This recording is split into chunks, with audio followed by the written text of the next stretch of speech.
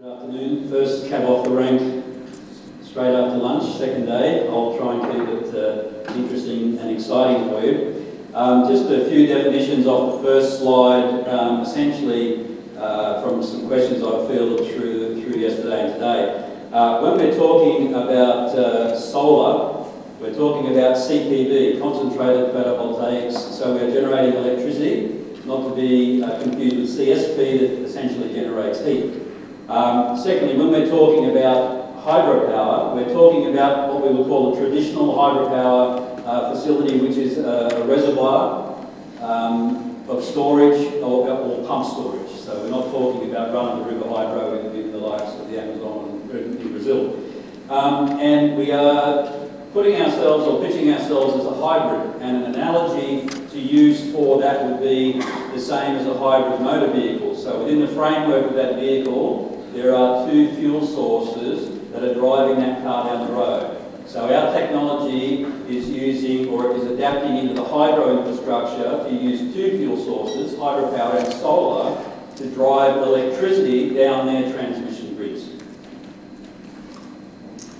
This was my first instance at a clean tech forum that's specifically designed towards investors. And so I was interested. Yesterday I thought there were some very interesting keywords or phrases used, and my good friends over there on the audio and video allowed me to slip one slide this morning. Some of the things that became evident to me yesterday that are prerequisites almost for somebody to look at us as a startup investment company would be transformative technology, scalability, solving a problem, creating a market, knowing what the steps are to get to the market, understanding what's happening on the ground in that market, and has the management got what it takes to deliver. I mean, very simple, lot of things to achieve in a fairly short period of time, no doubt. But anyway, hopefully we do cover all of those points in the presentation. And when I say we today, I'm joined by Phil Connor. Phil's our CTO, he's the inventor of the technology, and you'll notice that Phil and I tend to loiter around our booth, display booth in breaks, so you're more than welcome to the talk was after the presentation. Essentially, what we have developed is a patented CPV technology that does two things. It enhances the productivity of hydropower facilities, and it addresses some issues that plague CPV generally, one in particular being cost. But to understand our true value globally, you also need to understand the basics of a hydro installation. Now, hydropower dams are landlocked, but hydropower facilities are waterlocked. They're very much bound by the amount of water that they can afford to put through their turbines each day throughout the year. Bearing in mind that in itself is a limitation, not necessarily a problem for them, they still manage to generate 17% of the electricity in the world on an annual basis. Now, to put that into a slightly different context, renewable energy overall produces 20%. 17 hydro, 3 the rest. In another way of looking at that, in that 20%, or in that renewable sector, 87% of that power comes from hydropower, 13% of that power comes from the rest. Solar, wind, geothermal, so on and so on. Now, we don't want to be playing in that solar slice of the 13%. Naturally, we've got to be competitive with that, but we don't want to be there. We want to be in the 87%. So we're pitching our value proposition as probably one of the biggest opportunities to expand renewable energy production so far that the world can do. The problem that we have with hydro, as I said, is that the limitation of water supply, and that's been their problem so much as that they spend a lot of money building the constructions, they put in their turbines, knowing full well, based on how much water is going to come to them availability-wise, they can only maybe produce 4 hours a day, 6 hours a day, 8 hours a day worth of power. Although the infrastructure is there 24 hours a day, the transmission lines are there 24 hours a day, it's what they call a peak or load capacity or a transmission grid capacity and the good thing about, we've just spoken about statistics, the good thing about mathematics is maths doesn't lie. If they're producing power for 6 hours a day, their load factor is 25%. Now, given that this is the limitation that hydro has, hydro is generally used for peak supply demand. So when the peak demand is on, that's when they switch a hydro dam on, because the hydro dam can really effectively be switched on and off by the flick of the switch. And so it's important that they then be able to top up when the demand is there. If there's some way that they can extend that capability, then it's both a profitable scenario for them, but it's also a great profit for green energy, simply because whilst ever they can extend peak load capacity in a renewable way, obviously the environment's going to get the benefit. So the most important thing, I guess, at this stage that we're saying is we can do that extension and we can do it at a very low cost. But I think the key point to take from this slide is that most countries are struggling to meet peak demand. In Australia, I live near the biggest coal port in the world. At the middle of the day, middle of summer, we'll have blackouts because everyone's got their AC on, everything's happening, they simply can't meet that demand. It's a case of many countries in the world. So essentially what we've done is we've taken CPV and made them into what you can imagine, a solar farm that floats on top of the surface of a hydro dam. The unique use of water has allowed us to do a couple of things. One in particular, it allows us to run our system cooler than land-based systems can. And if you can run your high concentration cells cooler, they will last longer and they will perform more efficiently. The other thing that it gives us is a way of protecting our units from bad weather, as in strong winds, hurricanes, cyclones. The perfect example of this would be somewhere like Florida. Beautiful sunshine most of the year, light sea breezes for most of the year, then every now and again they'll have a hurricane. Now, it's very hard to engineer against that. And the problem with CPV generally in the world is it's not the cost of the lens or the cells that's expensive, it's the cost of that engineering to allow it to stand up in what the weather has to deal out. So essentially, we're promoting our technology as hurricane-proof, depending on what part of the world we're in, cyclone-proof. There's nothing new in the technology. We're very agnostic when it comes to the solar technology that we use. We started with some simple monocrystalline cells. We're now using high-efficiency triple junction cells. We can leverage any change for the better in solar technology as time goes on, just makes our value proposition better. The rest of it is made out of very standard, mass-producible materials. So again, a value proposition for us is that the more that we can build, obviously the cheaper that they can be built at the end. From a hydro point of view, water resource management is a major issue. Globally, water security, water resource management is a major issue. So we do give them a much broader options when it comes to managing the water resource that they have available. Essentially, we're saying solar by day, hydro by night. Obviously not quite that simple, but that's the theory. It floats on existing water surfaces, so we're talking retrofit to existing dams throughout the world. There's no need for land acquisition, and we plug straight into the existing transmission grid that's there, so the balance of system costs are very much minimised. I want to show you just a picture. I will show you an animation in a moment, just to give you a little idea. It's a bit hard to get a perspective of this, but essentially what we're looking at there is a round plastic lens. It's about 4 feet in diameter, so it's 1.2, and the unit stands about this high. So it's a significant bit of equipment.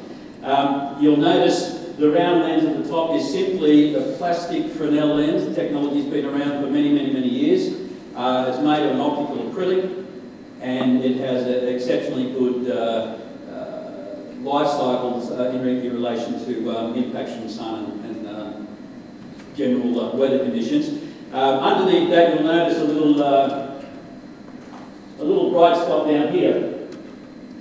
Essentially what we've done is we've focused the sun from the lens through to that glass lid, and at that stage we've multiplied or magnified the sun about 80 times. When it goes through that glass lid, it goes into another chamber that's semi-submerged in the water, and it's sealed, watertight. By the time the light or the radiation gets to the cells that are on the bottom, we've magnified it to about 400 suns, 400 times magnification.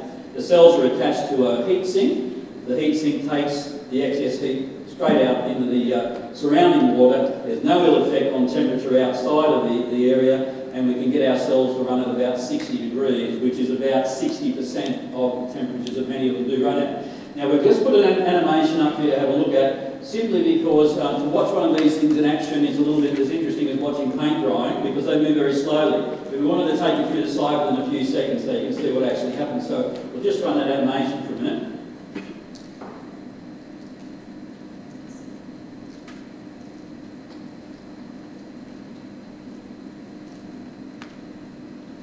So here we have one axis tracking, showing you that it tracks from morning till evening.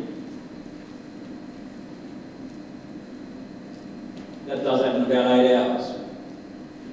The same drivers that track, if the weather gets too difficult, the winds get too strong, we can get the lenses out of the way until such times as the weather will grow and the winds abate. It also tracks seasonally, so it's a dual axis tracker. And by being able to avoid the wind, we can build all of that material on top out of very lightweight, very mass-producible materials, and that's a major cost-saving factor in CPV technology. To give you a little bit of an idea where these things can work, I've drawn two red lines that are approximately 40 degrees plus and minus latitude of the equator. If we just focus on India for the minute, and the shade that you can see India is, from India through to Vietnam, similar solar conditions, lots of hydro potential, and there's some concerns about what's happening at the head of those rivers, whether the water will flow as freely as it has been over the next decade or so. And so water resource management is becoming more and more something that these guys need to look at in that region. But essentially from that tone, the India tone through to any of the light areas, LSA is viable, and it covers most of the developing countries. It covers sort of established communities, but it also covers areas that are a little bit more remote, but do have facilities. Now, to put a short diversion on this, it doesn't have to be a hydro dam. It can be any sort of dam. Abu Dhabi has got 114 dams. They're all little. They have water evaporation problems. This is something that we can do to address and help them out. So hydro doesn't have a problem as such, because that hydro dam is going to be there for 100 or 200 years. So if they're getting 6 hours a day for 100 years or 200 years, that's not such an issue. But getting back to transforming technology, by addressing the needs to generate additional power on hydro, we've created a market. We've given them a marketing opportunity that they've never ever had before. And right now, that market's uncontested. We are the first ones in, and as I said, it's in that 87% sphere that we want to be playing. A couple of examples, and I'll give you an example of a private Indian utility to give you an idea of what scale we're talking about. At the end of the discussion, no doubt you'll be able to guess who that utility is. But essentially, they've got nearly 450 megawatts worth of hydro in 3 areas, and they run for less than 8 hours a day. Now, the question was asked to us very early in the piece, well, how much power can you generate? These are big dams. You've got to think about hydro dams. They're quite big. So on 1% of that surface area, we can generate 125 megawatts of solar. 1%. To match their 447 megawatts entirely, we can do that using less than 4% of their water surface area. No additional land acquiring, no additional transmission line setup. We then got invited just recently to do a presentation for the Maharashtrian state government, and they wanted to talk about the pilot site that we're doing, but we went there and talked to them about their particular hydro facility, Koyna Hydro. It's the biggest hydro dam in Maharashtra. There are 4 stations. 2 of those stations are used specifically for peaking, for trying to meet that peak demand. They're 1.35 gigawatts. There's a 1,000 megawatt or 1 gigawatt station and another one at 350. To put that in perspective, that's what you would call an average size thermal power station output, around about a gigawatt. So this is 1.3 gigawatts. But the peak load capacity is 24%. So you're running for less than 6 hours a day. We did the sums for them on what we could produce there, and the interesting thing about India is right now they're having a monsoon. The hydro operators in India right now don't need any extra water. They need extra water or extra power in the dry season. So we calculated that we could produce for them, if we matched that installed capacity, produce them another 2,450 megawatt hours per year, which is an enormous amount of electricity. But the other thing too is there's a seasonal synergy here too, because they need to retain a certain level throughout the dry season to keep generating that power every day. That means that through monsoon, as they're having now, lots of their fuel source, lots of water spills over the spillway. So there's also an opportunity there for them to manage that resource and retain more water in the wet season and use more solar power throughout the dry. It solves three problems in India, but it also solves three problems, I think, globally. One is we increase power utilisation. We generate more power without creating more pollution. We can manage water resources better, and we avoid what are often fairly antagonistic and confrontational land acquisition issues. In fact, I asked the state government if they had the possibility of putting in a 1.3 gigawatt flat plate solar farm downstream. I knew the answer to the question. No, they haven't got that space because it's agricultural land. They've got the space on the surface of the dam, they haven't got the space anywhere else. We're patented so far in 11 countries, and you'll notice quite a few of the major players there, the patents have already been approved. We've got patents pending in 7 other countries, including the European Union, of which we may select 4 or 5 countries to go for. We have a strategic partner in India, which is the Tata Power Company. They're the largest private utility there. They hold some equity in the company. We're in the process of completing a small pilot plant over there. In fact, we've travelled from there to be here today. And I think the marriage there gives us some very good technical credibility. They're looking at some captive use themselves, and in fact, obviously, they were the guys with the 447 megawatts in Maharashtra. But it does give us a very reputable entry point into a multi-billion-dollar solar hydro market in India. A couple of things on where we are cost-wise. Some of the leaders in CPV at the minute, there's been a very big deal done and announced in May in the US. Very big facility, and it's costing $3.60 per watt install for a 450 megawatt installation, which is in the scale of where PV is at today is fairly high. The thing to note about CPV versus PV, just looking at that chart for a minute, it's best to generate sun when you are at right angles to your plates or your panel cells at right angles to the sun. You'll notice the pink line is a flat plate, so it generates more power through the middle of the day when the sun is higher. But you'll notice CPV, which is the other line, the purple or blue line, it ramps up very quickly in the morning and is constant through the day and falls away very quickly in the afternoon. And for power generators, that's a much better model to manage. In India, I know right now, $2 a watt is what you have to pay for installed flat plate PV on scale, and that's an internal cost when you're making your own panels that you know are going to last the distance. We're looking at coming into the market at $2.40. It'll get cheaper the more we produce. We've had independent testing carried out by the Australian government. They're the units that we've tested at CSIRO in Newcastle in Australia. We've got a pilot plant under construction on a hydro dam in Maharashtra. There's one of the units, Phil and I couldn't resist dropping one on in the middle of a monsoon shower before we left the other day just to get a photo of it, but they're about to be placed on. And we're looking at an investment of some smart money, another term I used from yesterday, $2.95 million. We've got an opportunity next year to do a 15 megawatt install. That's 61,000 units. It's a revenue of $36 million. It's a gross profit of $6 million, and it's off a low base, not low capital business model. that can be replicated hundreds of times over in India and the rest of the world. Have we got the facilities and the means to do it? We've done a lot of the hard yards still tonight. My time is up. We would like a smart money partner to help us facilitate and get that installation underway.